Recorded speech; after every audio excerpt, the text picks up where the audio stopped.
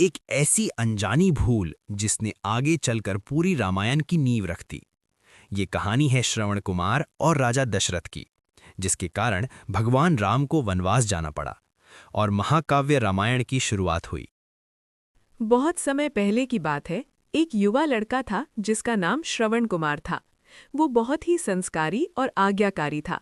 उसके माता पिता बहुत बूढ़े और अंधे थे, वे देख नहीं सकते थे। श्रवण कुमार उनकी बहुत सेवा करता था और उनका बहुत ख्याल रखता था।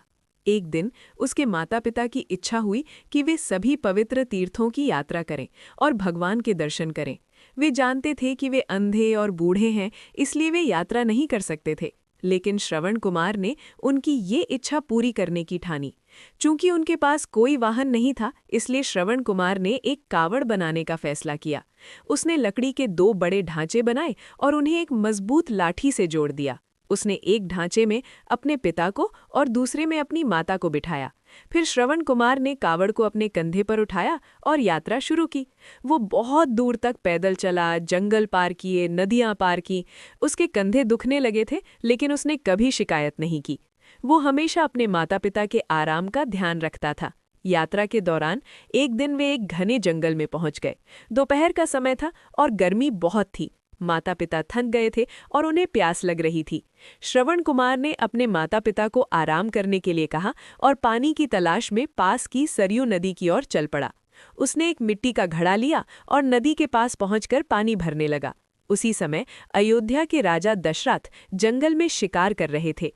वे एक कुशल शिकारी थे और आवाज सुनकर ही बाण चलाने में निपुण थे। जैसे ही श्रवण कुमार ने घड़े को पानी में डुबोया, गुड़-गुड़ की आवाज तेज हुई। राजा दशरथ ने इसे एक जानवर की आहट समझा और तुरंत एक बाण उस दिशा में छोड़ दिया। बाण सीधे श्रवण कुमार की छाती में जाकर लगा। बाण लगते ही श्रवण कुमार जमीन पर गिर पड़ा। उसके मुंह से दर्द भरी चीख निकली। राजा दशरथ को लगा कि उन्होंने किसी जानवर को मारा है, लेकिन चीख सुनकर वे चौंक गए। वे तुरंत उस दिशा में भागे।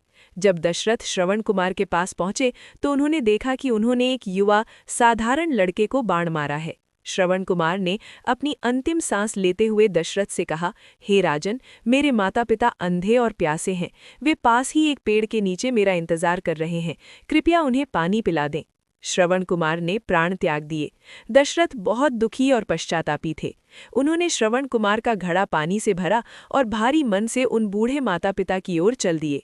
जब दशरथ माता पिता के पास पहुंचे तो उन्होंने घड़ा उनके पास रख दिया। अंधे माता पिता ने सोचा कि उनका बेटा आ गया है। उन्होंने पानी मांगा।